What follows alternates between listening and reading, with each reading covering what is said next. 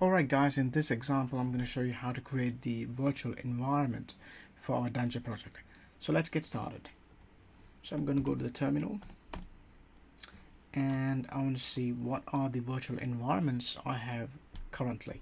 So to do that I need to say Conda env list. Okay, looks like I only have one, right, which is base.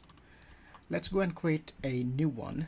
To do that, I'm going to have to say Conda create name, and I'm going to give a name for my virtual environment. In this case, it's going to be best of Python. Best of Python. And what version of Python do I need? Well, to do that, I need to say Python is equal to 3.5. Okay. And it's going to ask me, do I like to proceed? Yes. Press enter.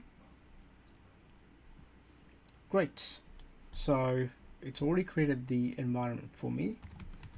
Let's clear this one out and let's go and type the Conda env list. What do I have here? Okay, great. We have the best of Python. Now we need to go ahead and activate this. To do that, we need to say source activate best of Python. There you are. See you in the next lecture.